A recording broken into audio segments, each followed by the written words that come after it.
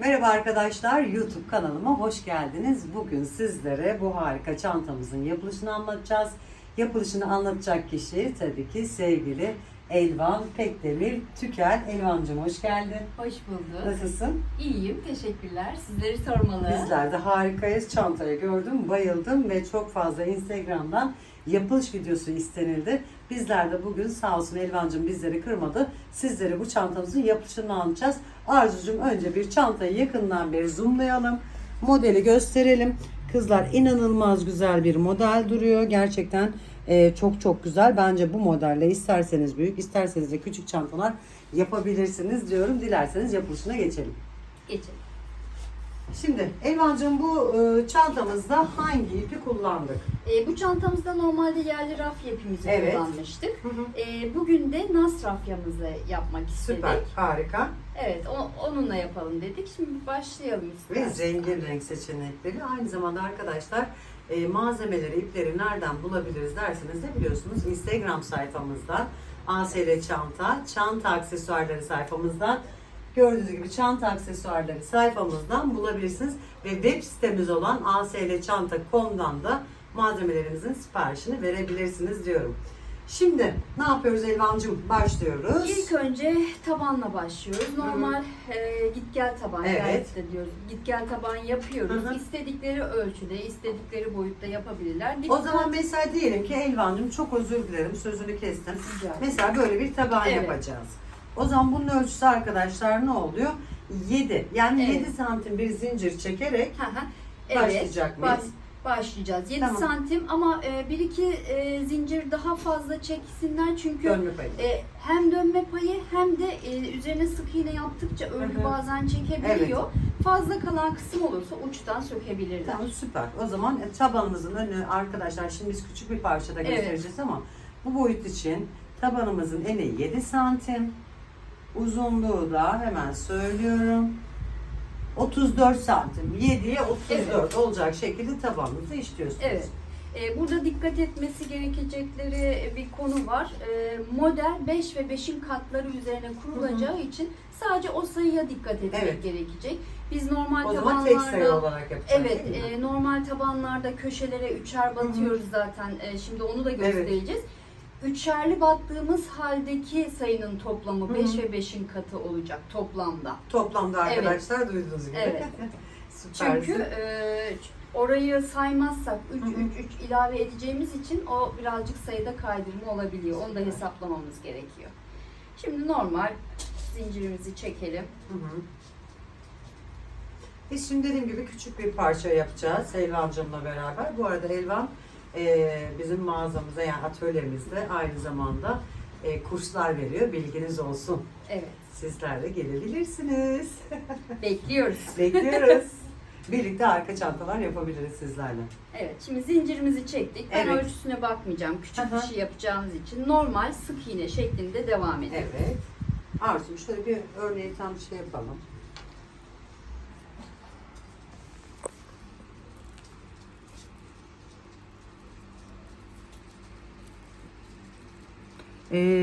Şu anda kaç numara tığ kullanıyoruz Elvancığım? Şu an 3 numara kullanıyorum. Hı hı.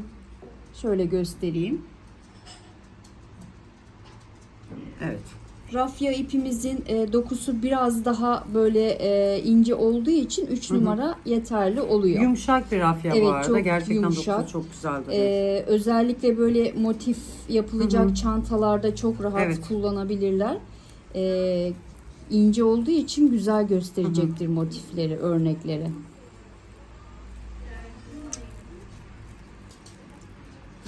Sık iğneyi biraz bilmeyen arkadaşlar için söyleyeyim yine. Sık iğneyi nasıl yapıyoruz?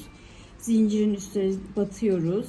İçerisinden çekiyoruz. Sonra ikisini birden içerisinden zincir çekip kapatıyoruz.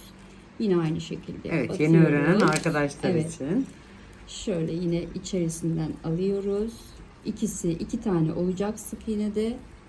İçerisinden çekip zinciri kapatıyoruz. Şimdi bir tane zincir çekiyoruz ve geri dönüyoruz. Hemen burada yine bilmeyen arkadaşlar için, yeni öğrenenler için döndüğümüzde hemen baştaki zincirin dibine batıyoruz. Buraya batmazsak örgümüz daralmaya başlar. Burası da çok önemli. Başlangıçta her zaman zinciri çektiğimiz yerin dip kısmına batıyoruz, boşluğa. Bu arada ipin rengi efsane, çok güzel Evet, duruyor. çok güzel. Çok fazla renk seçenekleri var gerçekten.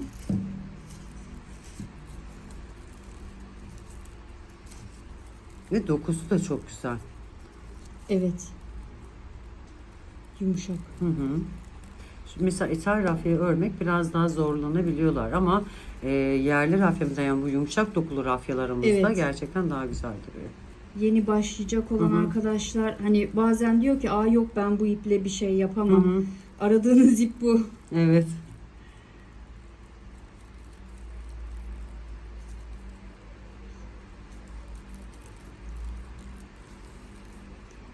En son batıyoruz yine. Yine aynı şekilde bir tane zincir çekiyoruz. Geri dönüyoruz. Hemen dibine. Bakın arkadaşlar. Zinciri çektiğimiz yerin böyle zincir çekiyoruz. Çeviriyoruz. Hemen dibindeki boşluk. Buraya batıyoruz.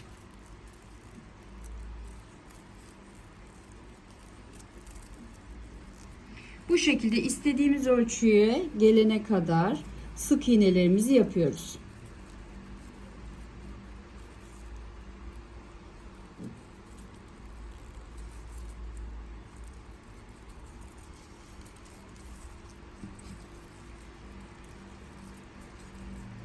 Bir de şey var Elvancığım, yani gerçekten çok tarz güzel modeller çıkartıyorsun. Hepsi birbirinden güzel. Bizim kafes çantamızda biliyorsun çok Evet. çok beğenildi. Hatta şöyle onu tekrar bir göstermek istiyorum. Yapılışı var mı diye soran çok fazla arkadaşlar oluyor. Arkadaşlar bakın burada da paketlenmiş, şu anda özel bir sipariş. Müşteriye gidecek. Belki görmemiş olan arkadaşlar, yeni katılan arkadaşlar olabilir. Bu şekilde kitimiz, bu da efsane. Bunun yapılışını da Elvan'la birlikte sizlere anlatmıştık. Evet. Bu da kağıt iple yapılmıştı. Çok çok güzel duruyor. Bence bunun da yapılış videosuna mutlaka yine bakın derim. Efsane. Gerçekten muhteşem duruyor. Yine bir zincir çekip geri dönüyoruz. Bunu büyütelim biz. Hı hı. Boyutunu biraz daha büyütüp sonra örnek kurulumuna Evet. geçelim. Şimdi bu şekilde işlemeye devam ediyoruz. İstediğiniz ölçüye geldikten sonra örneğimizi kurmaya başlayacağız. başlayacağız, evet. Evet, çantam tabanımız istediğimiz boyuta Boyuta geldikten sonra Şimdi kenarına bir sıra normal sık iğne geçeceğiz. Sonraki ikinci sık iğneyi de bu çektiğimiz sık iğnenin arkalarına batarak bir sıra daha geçirmiş olacağız ki buradaki tabanın aynı örneğini verelim. evet. Şimdi burada nasıl yapıyoruz? Normal sıra sonuna geldik. Bir zincir alıp kapatıyoruz. Hemen aynı yere, boşluğa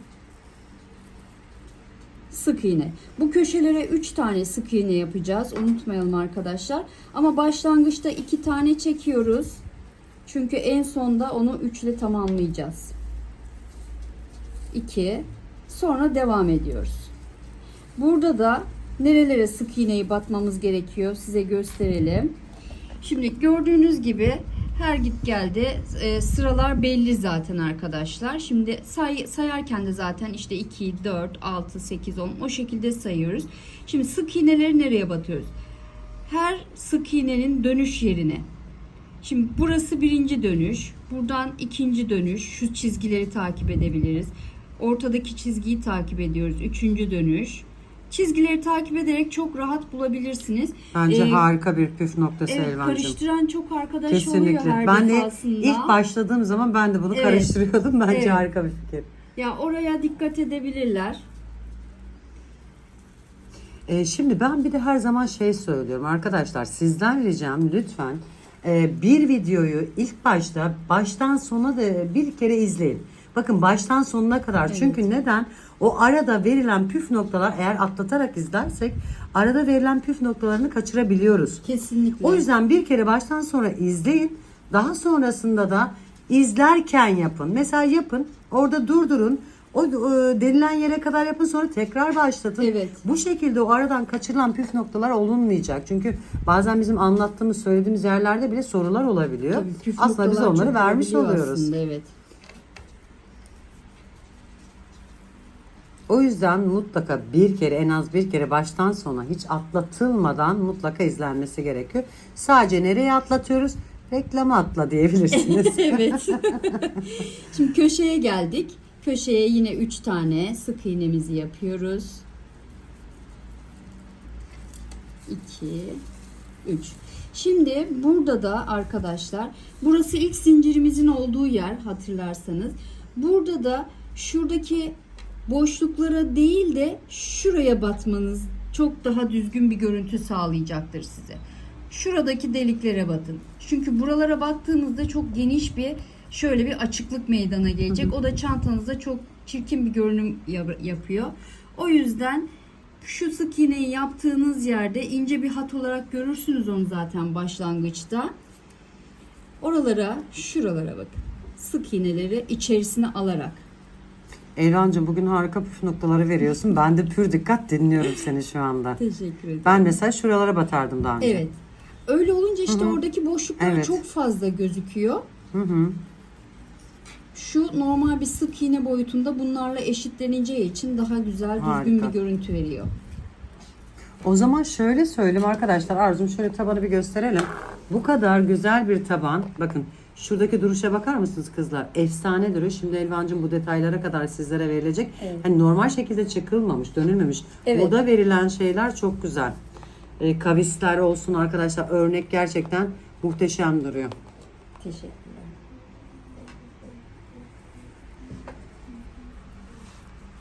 Yine köşeye geliyoruz. Şimdi şuradaki köşeye 3 tane sık iğne yapıyoruz. Aynı yere 3 defa değil mi? Evet. Aynı yere 3 defa. 3. Yine yan taraflarda çizgileri takip ederek sık iğnelerimizi oluşturuyoruz.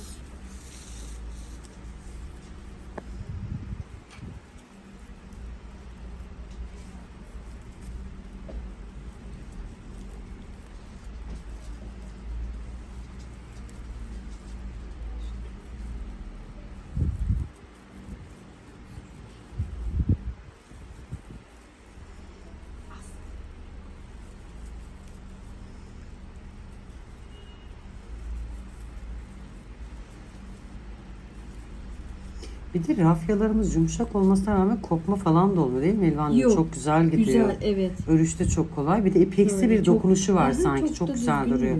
Yani örneği de veriyor. Böyle çok düzgün çıkartıyor.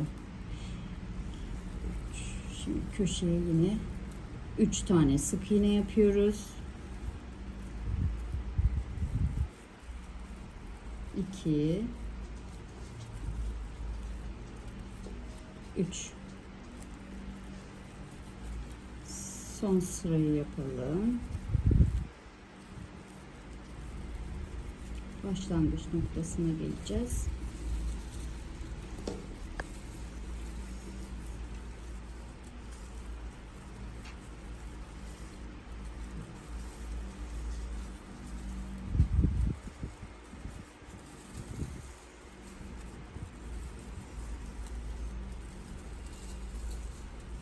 Son köşemizde yaptık. Evet. Şimdi başlangıçta bu köşeye 2 tane sık iğne yapmıştık. Bunu 3'e tamamlamamız gerekiyor bizim. Evet. Ayrıca burada da şeyi bir üst sıraya da geçeceğiz ve örneği birleştireceğiz. 3. sırayı yapabilmemiz için şuradaki ilmeği ne yapıyoruz arkadaşlar? Şöyle göstereyim size. Arkasından tığımızı dolaştırıyoruz. İpi çekiyoruz, arkaya alıyoruz. Ha. Şimdi burada 3 tane sık iğne oldu. 1, 2, 3. Batacağımız yerler 3 tane oldu. Burada birleştirme yaparken bir üst sıraya geçerken çok yerlerde hani bağlantı yerleri belli olur ya. Aslında o bağlantı yeri belli olmasın diye bunu yapıyoruz. Harika bence. Çok güzel. Evet, şimdi bir üst sıraya geçerken de şimdi buradaki şu ilmek duruyor. Şuradan arkadaşlar hemen içerisinden geçiriyoruz. Şu arkasından geçiriyoruz. Bakın şuradan şöyle göstereceğim size. Şuradan geçiriyoruz. Bir tane ilmeği buraya alıyoruz. 2 tane oldu. Arkasındakini de alıyoruz. Kapatıyoruz. Burada gördüğünüz gibi başka bir sık iğne oluşturuyoruz. Süper. Bağlantı yerlerinde buralara ihtiyacımız olacak. Şimdi şurada ikinci sık iğneyi geçeceğimiz için tabandaki bu şuradaki görüntüyü, yani şu görüntüyü verebilmek için Tam şurada. üzerine geçeceğimiz sık iğneyi arka kanatlara batırarak yukarıya çıkacağız. Şimdi onu da şöyle yapıyoruz. Şuradaki İkisini bir değil, sadece Evet. arkaya alıyoruz değil mi? Elif Hanım? İkisini alabilirler çünkü ikisini alınca daha sık duracak. Arkadaki ikisi. Evet, arkadaki ikisi oradaki delik oluşmayacak yine. O da güzel bir görüntü oluşturacak. Şimdi şunu alıyoruz. Bakın önde kaldığı kanadın teki o görüntüyü vermeye başlıyor. İkincisini alıyoruz. Bakın.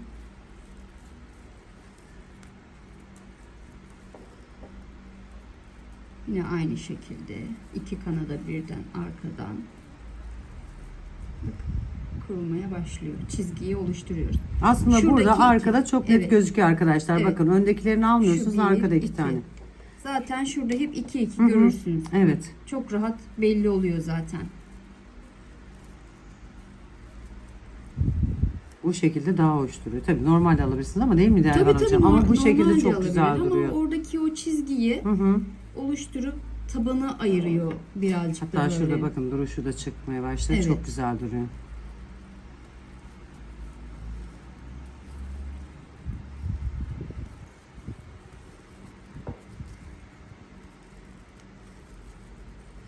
O zaman bu şekilde dört tarafını örüyoruz. Evet.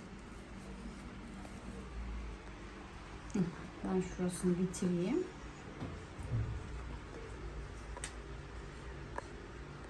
Evet, son sık iğneye geldik. Onu yapıyoruz.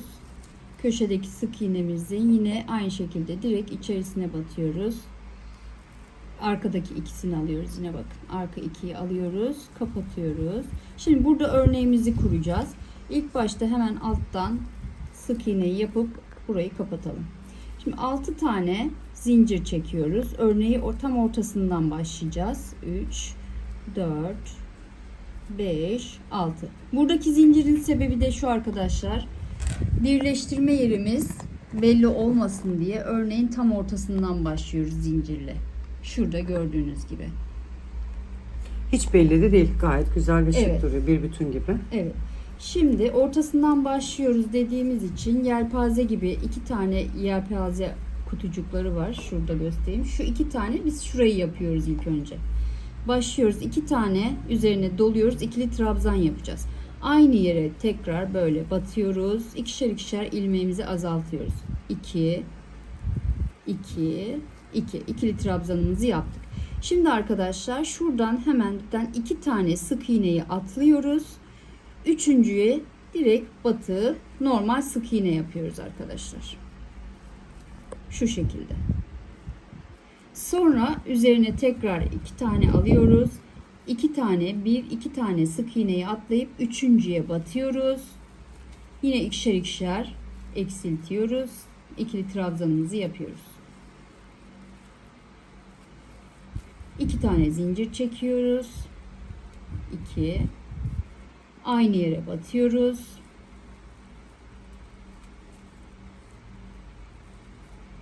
Yine 2 zincir çekiyoruz. Elvan Hocam iki Aynı zincir yere. çekiyoruz. 2 kere üzerine doluyoruz. Evet. Aynı yere batıyoruz. Aynı yere batıyoruz. Yine şöyle. 3 kere de bitiriyoruz. Evet. İkili ikili. Şimdi hiçbir şekilde zincir çekmiyoruz. Direkt yine hemen 1-2 tane sık iğneyi atlayıp 3. sık iğneye batıp sık iğne yapıyoruz. Şimdi şöyle göstereyim. Bizim örneğimiz yelpazeyi şu şekilde oluşturuyoruz arkadaşlar. Burada bir tanesini yaptık. Döndüğümüzde ikinciyi yapacağız, kapatacağız ama 3 tane şöyle oluşacak. Aynı şekilde yine 2 zincir çekiyoruz. Pardon. 2 tane üzerine doluyoruz. Şuradan 2 tane sık iğneyi atlayıp üçüncüye batıyoruz. İkişer ikişer azaltıp ikili trabzanımızı yapıyoruz. Yine aralarda 2 zincirimizi çekiyoruz. 2 2 kere doluyoruz. aynı yere batıyoruz. Aynen. Öğreniyor muyum Pehlivan hocam? Evet. Muhteşem. Yine 2 tane çekiyoruz. Bu şekilde sıra sonuna kadar ilerleyeceğiz. Sıra sonunda da örneğin üst kata, yani üst sıraya nasıl geçtiğini göstereceğim. Yine 1-2'yi yapıp buraya batıyoruz. Bu şekilde ilerliyoruz arkadaşlar. Evet, sıramızın sonuna geldik arkadaşlar. Burada dediğimiz gibi örneği tam ortasından başlamıştık. İlk kanadını yaptık. Şimdi ikinci kanadını yapacağız buraya. Ne yapıyoruz? Yine Burada 2 tane bıraktık değil mi hocam? evet evet. Şimdi 2 tane her yer 2 defa atladığımız Hı hı. için burada da 2 tane kaldı. O yüzden Evet. dedim hani 5 Hı ve hı. 5'in katları Evet. olsun diye. İkili trabzanımızı yine yapmak için üzerine 2 tane doluyoruz. Burada aynı battığımız yere bakın arkadaşlar. Şuraya batıyoruz. Başlangıç noktasına daha doğrusu batıyoruz. İkişer ikişer azaltıyoruz yine. Trabzanımızı yapıyoruz. Bunu kapattık. Şimdi 2 tane zincir çekiyoruz. Ve şuradaki zincirimizin şuradan 3. sıradaki değil, 3. zincire batıp Üzerine almadan battık değil mi evet Pehlivan Hanım? direkt kapatıyoruz. Süper. Şöyle örneğimizi oluşturduk. Zaten yukarı dönmeye başladı. Evet. Şimdi bundan sonra ne yapıyoruz arkadaşlar? Başlangıç noktamızda şimdi şu çukur yerler oluşturduk ya, dalga dalga. Örneğimizi artık buradaki çukur yerlere yerleştireceğiz. Hı hı. Onun için de ne yapıyoruz? Yine ikili trabzanla başlıyoruz. Alıyoruz üzerine 2'şer tane. Bu defa buradaki yaptığımız tekli sık iğnelerimiz var ya, oraya batıyoruz arkadaşlar. Tam ortasına batarsak sık iğnenin daha iyi olacaktır. Bakın tam ortadan çıktım. Üstten değil de, yani şu kanadından değil de, şuradaki kanat değil de hemen altındaki kattan, şuradakinden bakın tam ortasından. Şurada zaten şöyle göstereyim, bakın. Şurada sık iğne. Şuraya, şurada. Gördünüz mü? Tam ortasından. Yani şu görüntüyü arkada görmeniz gerekiyor. 2 tane Hem alınmış üstte, gibi değil mi hem hocam? evet yanlarında şu ipleri görmeniz gerekiyor arkadaşlar. Tam ortasından çünkü batıyoruz. Yine ikişer ikişer eksiltip ikili trabzanımızı oluşturuyoruz. Bakın. Bu yelpazemizin ilk çubuğu oldu. Şuradaki, şu görüntünün şuradaki ilk çubuğu oldu. Şimdi 2 tane zincirimizi çekiyoruz. Yine üzerine 2 dolayıp aynı battığımız yere batıyoruz yine arkadaşlar. Aynı yere tekrar evet, batıyoruz. örneğimizi tek yerde toparlıyorduk biliyorsunuz. Aynı yere batıyoruz. Bakın ilkini oluşturduk. Şuralar birleşik duracak arkadaşlar. Yine 2 zincirimizi çekiyoruz. 2 kere dolayıp ikili trabzanımızı yine aynı yere batıp tamamlıyoruz. Şimdi burada motifi kurduk. Örneği kurduk. 1-2 tane bölge böyle kafesimizi oluşturduk. 3 tane trabzanımız var. Şimdi burada kalan kısmı arkadaşlar bir önceki yaptığımız örneğin tam ortasındaki trabzanın tepesinde birleştireceğiz. Bakın bir önceki yaptığımız örnek bu. Tam ortasına. Burada örneğimizi Üzerine almadan batıyoruz. normal sık iğne şeklinde yapıp buraya bir tane sık iğne. Çünkü bir sonraki sırada buraya örneğimizi kuracağız. O zaman üzerine almadığımız tam çukur Evet, olan yerlere evet. batarak örneğimizi kuruyoruz Evet. değil mi? Şimdi yine üzerine 2 alıyoruz. Bir önceki yerde yaptığımız sık iğnemizin olduğumuz yere tam ortasından yine batıyoruz. Bakın tam ortasından batıyoruz.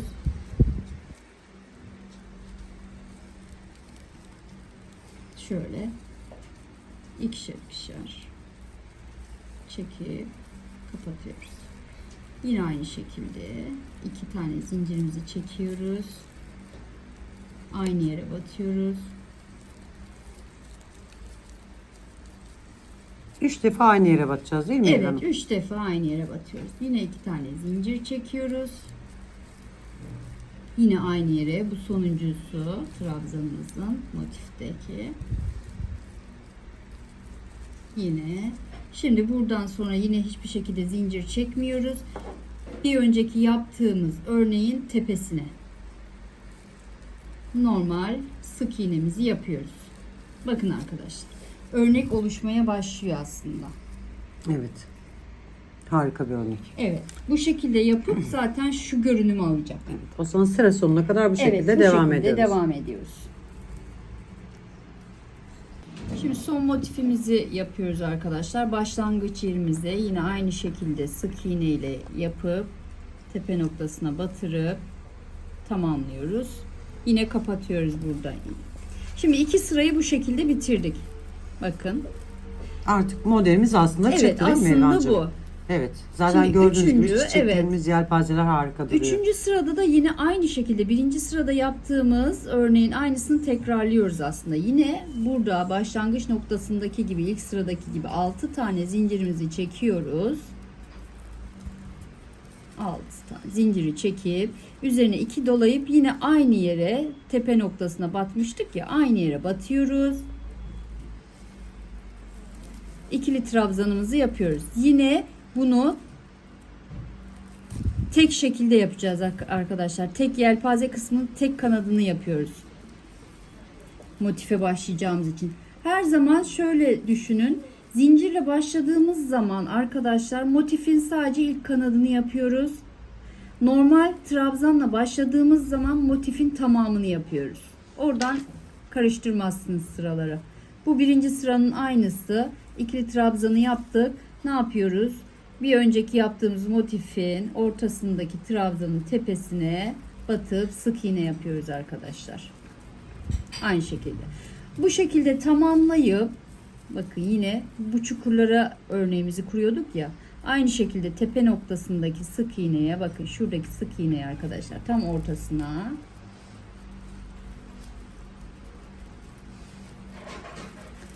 örneği oluşturuyoruz.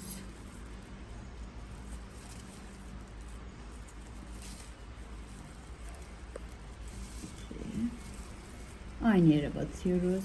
Yelpazenin diğer ikinci kısmını.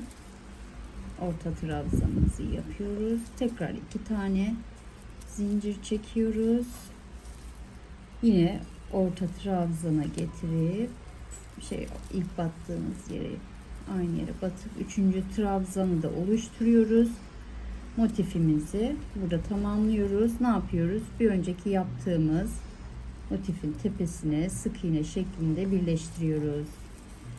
Bu şekilde devam ediyoruz arkadaşlar. Dediğim gibi sona geldiğimizde zaten şurada, şimdi ilkini yaptık, ikinciyi yaptığımızda da yine aynı şekilde motifi yaptıktan sonra şu tepe trabzanına batırıyoruz.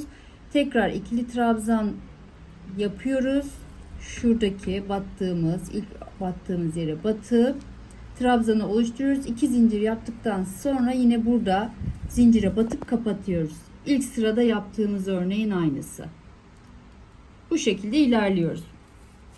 Çantayı da şöyle gösterelim. Tekrar gösterelim. İstediğiniz boyuta gelene kadar bu işlemi tekrarlayarak yapıyoruz değil mi Elvan Son Hocam? sırada zaten motifler şu şekilde bittikten sonra son sırada da bakın arkadaşlar, her kafes içerisine bakın 2'şer tane sık iğne, gördünüz mü? 2'şer tane sık iğne yapıyoruz. Şuradaki tepe kısmına bakın, şu aradaki bir tane bitimine tam sık iğnenin üstüne bir tane, bir de başlangıca bir tane. Yani aralar 3, yelpazenin içi 2 gibi düşünün. Sık iğneyle böyle tamamlayıp sıra sonu en son sırayı tamamlayıp sonra sap kısmına geçiyoruz. Saplarınızı isterseniz örgü, isterseniz de deri olarak yapabilirsiniz. Evet arkadaşlar. Bir örgümüzün daha sonuna geldik. Gerçekten harika oldu. Elvan hocamın eline, koluna, emeğine sağlık Teşekkür diyorum. ediyorum. Bu arada Elvancığımın muhteşem örgüleri var arkadaşlar. Instagram hesabı, canta, aksesuarları, bizim sayfamız, Evet. Elvan'ın sayfası da Elvan Pekdemir Tükel olarak Instagram sayfasında diğer modelleri de bakabilirsiniz Evet, diyorum. teşekkür ederim. Sizleri seviyoruz. Eğer daha fazla bu tarz videoları görmek istiyorsanız beğenmeyi, yorum yapmayı unutmayın. Lütfen Takip takipte etmeyi kalın. unutmayın. Görüşmek üzere. Hoşça kalın. Hoşça kalın.